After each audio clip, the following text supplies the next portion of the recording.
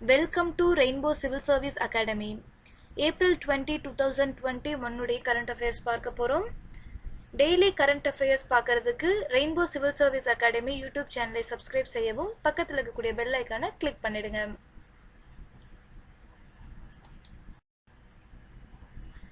Jagannath Vidya Deevena scheme.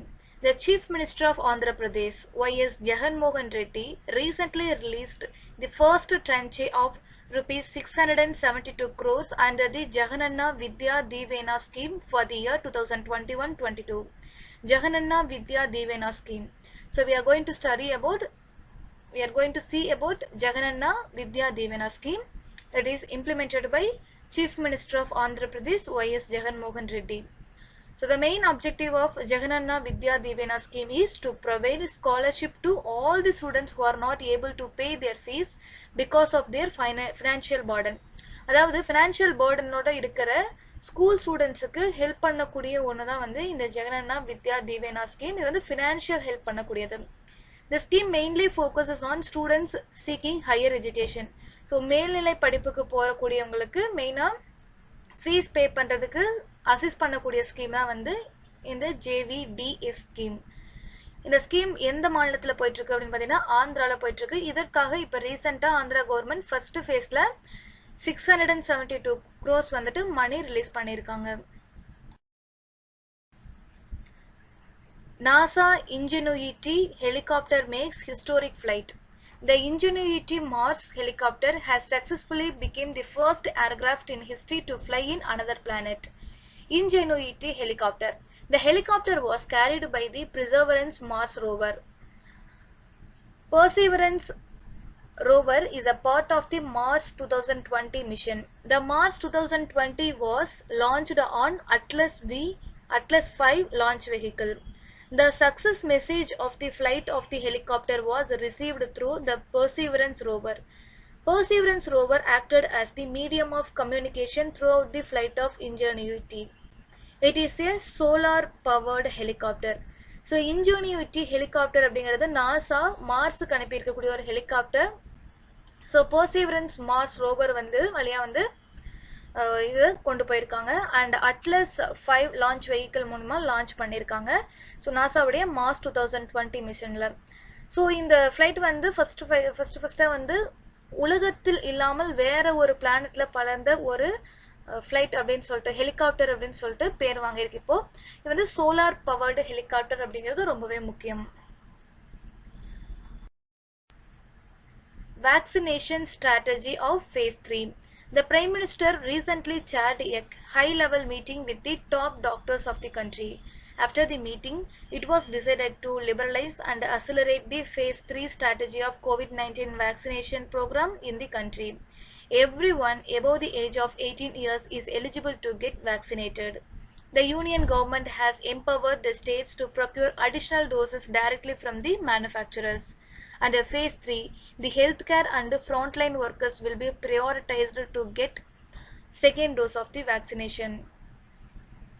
So இந்தியாவில் வந்து மே 1 phase 3 vaccination போக போகுது. ஸோ இதன்படி வந்து பார்த்தீங்கன்னா 18 எபோவ் இருக்கக்கூடிய எல்லாரும் வேக்சின் கிடைக்கும். அதே சமயம் பார்த்தீங்கன்னா இந்த phase 3ல இந்த ஃப்ரண்ட் லைனில் ஒர்க் பண்ணுறாங்க இல்லைங்களா, அவங்களுக்கு செகண்ட் டோஸ் வேக்சினேஷன் இருக்கணும். அதே சமயம் 18 எபோவ் இருக்கக்கூடியவங்களுக்கு வேக்சினேஷன் கொடுக்கணும் அப்படிங்கிறத மெயினாக வச்சுட்டு இருக்காங்க. பிகாஸ் இந்தியாவில் இப்போ ரீசெண்டாக ரொம்ப அதிகமாக கோவிட் கேசஸ் வந்து வந்துட்டுருக்கு. ஸோ அதுக்கு ஒரு மிகப்பெரிய சொல்யூஷனாக வந்து இந்த கோவிட் வேக்சின் வந்து பார்க்கப்படுது. Indian Railways run Oxygen Express. The Ministry of Railways recently announced that it is to create a green corridor to ensure fast movement of Oxygen Express trains.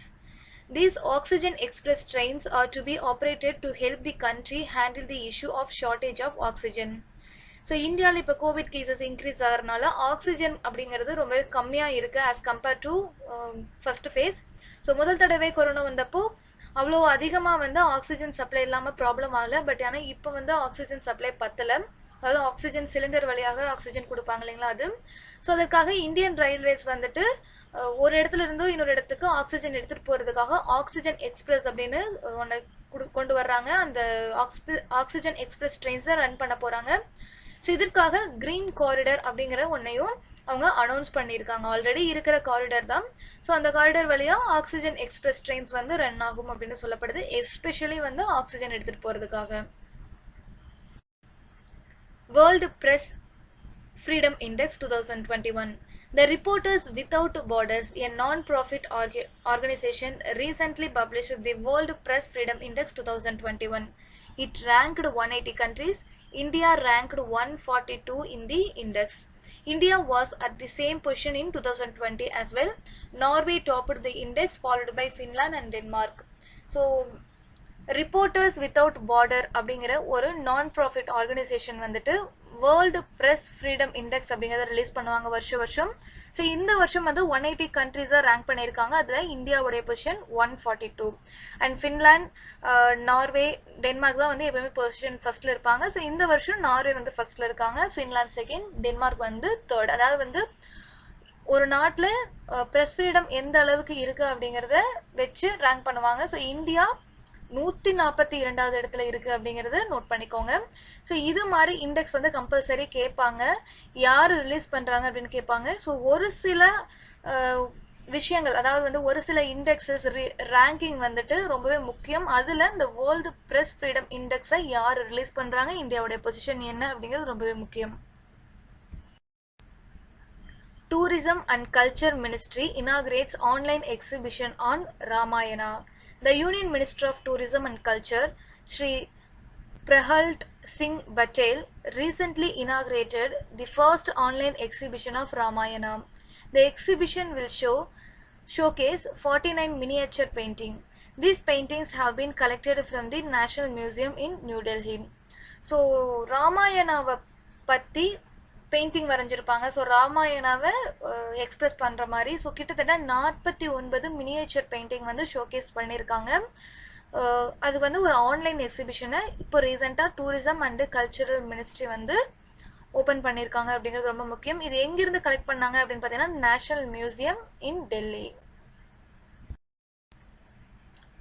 1 in 2 Indian adults experienced cybercrime in last 12 months. The Norton Life blog recently released a report titled 2021 Norton Cyber Safety Insights Report. 59% of Indians, that is more than 1 in 2 adults in the country, have experienced cybercrime in the last 12 months. அதாவது கடந்த 12 மாதங்கள்ல இந்த Covid வந்த காலகட்டங்கள்ல இருந்து சொல்லலாம். So அப்போ இருந்து வந்து பார்த்தீங்கன்னா சைபர் கிரைம்ல 2 பேர் இருக்காங்க அப்படின்னா, இந்தியாவில் 2 பெரியவர்கள் இருக்காங்க அப்படின்னா அதில் அட்லீஸ்ட் ஒருத்தங்களுக்கும் மேலே கண்டிப்பாக சைபர் கிரைமால அஃபெக்ட் ஆயிருக்காங்க அப்படின்னு வந்து சொல்றாங்க. The report says that 7 in 10 Indian adults believe that remote work atmosphere created by COVID-19 has made it easier for the hackers and cyber criminals. அதாவது இந்த ரிப்போர்ட்ல இன்னொரு விஷயம் சொல்லியிருக்காங்க.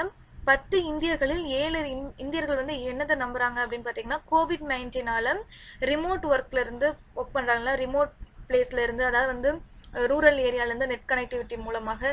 ஸோ இதனால தான் வந்து ஈஸியாக ஹேக்கர்ஸும் சைபர் கிரிமினல்ஸும் ஈஸியாக அக்சஸ் பண்ண முடியுது அப்படின்னு நம்புறாங்க அப்படின்னு சொல்றாங்க. எவ்வளோ பேர்னு பார்த்தீங்கன்னா 10ல் 7 பேர் இந்தியாவில். Israel national plan to reduce 80% greenhouse gas emissions by 2050. The Ministry of Energy of Israel recently announced a national plan to reduce 80% of greenhouse gas emissions by 2050 as compared to that of 2015. The plan will aim to make 25% of buses and vehicles in the country to be zero emission by 2030 as compared to that of the current level. The country is to move towards solar and hydrogen energy to achieve the targets. So இப்போ Israel வந்து ரீசெண்டாக ஒரு national plans கொடுத்துருக்காங்க. அதில் என்ன அப்படின்னு பார்த்தீங்கன்னா, so 2015 compare பண்ணுறப்போ 2050 80% ஆஃப் கிரீன் ஹவுஸ் கேஸ் எமிஷன்ஸை ரெடியூஸ் பண்ணும் அப்படிங்கிறது இவங்களோட பிளானாக இருக்குது. It's a very very huge plan actually. ஏன்னா 2015 ரொம்பவே எமிட் பண்ணிட்டு தான் இருக்கும். அதில் 80% வந்து 2050 அட்டைன் பண்ணுவோம் அப்படிங்கிறதே வந்து ரொம்ப முக்கியமானது. இதை யார் கொடுத்துருக்காங்கன்னு பார்த்துக்கோங்க, இஸ்ரேல் கவர்மெண்ட் கொடுத்துருக்காங்க. ஸோ இதில் ஒரு ஃபேஸாக என்ன வைக்கிறாங்கன்னா, 2030 அந்த நாட்டில் இருக்கக்கூடிய பஸ்ஸஸ் அண்ட் வெஹிக்கிள்ஸ் வந்து ஜீரோ எமிஷன் இருக்கக்கூடிய பஸ்ஸஸ் அண்ட் வெஹிக்கிள்ஸ், அதாவது வெஹிக்கிள்ஸாக கொண்டு வரணும் அப்படின்னு பார்க்குறாங்க. ஸோ இதுக்கு மெயினாக இவங்க வந்து எதை டார்கெட் பண்ணி அச்சீவ் பண்ணணும்னு நினைக்கிறாங்கன்னா solar energy and hydrogen energy use பண்ணணும் அப்படிங்கிறத மெயின் டார்கெட்டாக வச்சு அச்சீவ் பண்ண போகிறாங்க அப்படின்னு சொல்லிட்டு ஒரு ரீசெண்டாக இஸ்ரேல் ஒரு நேஷனல் பிளானை அறிவிச்சிருக்காங்க. India Germany Memorandum of Understanding on Cities Combating Plastic Entering the Marine Environment. India and Germany have recently signed a Memorandum of Understanding on Cities Combating Plastic Entering the Marine Environment. It is in line with the objective of Swachh Bharat Mission Urban. The project to be implemented mainly focuses on sustainable solid waste management. It will help India achieve the goal of phasing out single-use plastic by 2022. So இந்தியாவும் ஜெர்மனியும் வந்துட்டு சிட்டிஸில் plastic இருக்கும் இல்லைங்களா, அது வந்து marine என்விரான்மெண்ட்டுக்குள்ளே போகாமல் தடுக்கணும் அப்படிங்கிறதுக்காக ஒரு அக்ரிமெண்ட், அதை தடுக்கிறதுக்கான வழிமுறைகளை கையாளுறதுக்கான ஒரு அக்ரிமெண்ட் வந்து போட்டிருக்காங்க, மெமரண்டம் ஆஃப் அண்டர்ஸ்டாண்டிங் அப்படின்ட்டு.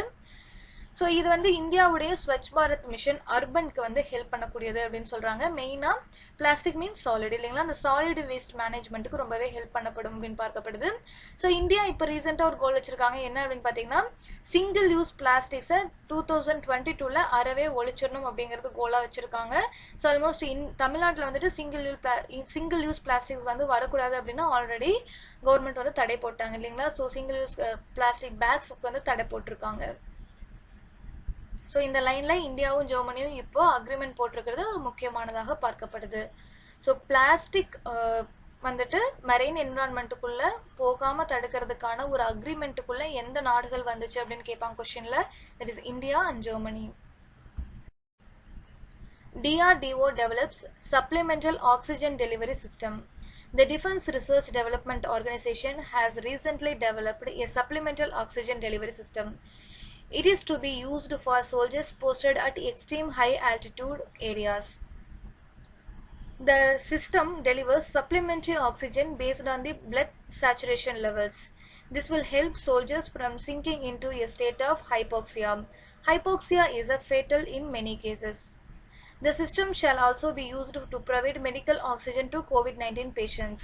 அதாவது வந்து DRDO அப்படிங்கிற ஒரு நிறுவனம், அதாவது டிஃபென்ஸ் ரிசர்ச் டெவலப்மெண்ட் ஆர்கனைசேஷன், இவங்க தான் டிஃபென்ஸ் ரிலேட்டடாக நம்ம இந்தியாவில் எல்லா ரிசர்ச் அண்டு புது புது ஆயுதங்கள் எல்லாம் தயாரிக்கக்கூடிய ஒரு நிறுவனம். அதில் ரிசர்ச் பண்ணி ஸோ இவங்க வந்து சப்ளிமெண்டல் ஆக்சிஜன் டெலிவரி சிஸ்டம் அப்படிங்கிறத கிரியேட் பண்ணியிருக்காங்க. இது எதற்காக அப்படின்னு பார்த்தீங்கன்னா ரொம்ப ஹை ஆல்டிடியூடில் ஒர்க் பண்ணக்கூடியவங்களுக்கு சப்ளிமெண்ட்ரி ஆக்சிஜன் கொடுக்கறதுக்காக, சோல்ஜர்ஸ் இருப்பாங்க இல்லைங்களா, அவங்களுக்கு ஆக்சிஜன் கொடுக்கறதுக்காக இதை ரெடி பண்ணியிருக்காங்க. இதை இப்போ COVID-19 பேஷண்ட்ஸுக்கும் கொடுக்க போகிறாங்க அப்படின்னு சொல்கிறாங்க. ஸோ அப்போது ஹைபோக்சியா அப்படிங்கிற நிலைமைக்கு போயிடுவாங்க. அதாவது ஹை ஆல்டிடியூடில் இருக்கக்கூடிய சோல்ஜர்ஸ் ஆகட்டும், நம்மளே ரொம்ப ஹைட்டான இடத்துக்கு போனோம் அப்படின்னா ஹைபோக்சியா அப்படிங்கிற இடத்துக்கு போயிடுவோம், அதாவது மூச்சு திணறல் வரும் இல்லைங்களா. ஸோ இது வந்து சம்டைம்ஸ் வந்து என்ன ஆகும் அப்படின்னு பார்த்தீங்கன்னா உயிருக்கே ஆபத்தாக போய் முடிஞ்சிடும். So this is what happening in COVID-19 patients cases also.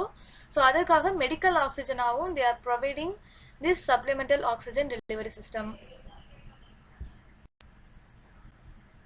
That's all about today's current affairs. உங்களுக்கு இந்த சேனல் பிடிச்சிருந்துச்சு அப்படின்னா லைக் பண்ணுங்க, ஷேர் பண்ணுங்க. மேலும் டெய்லி கரண்ட் அஃபேர்ஸ் உங்களுக்கு இங்கிலீஷில் வேணும் for TNPSC, bank, SSC, RRB அப்படின்னா இந்த சேனலை சப்ஸ்கிரைப் பண்ணிக்கோங்க. Thank you.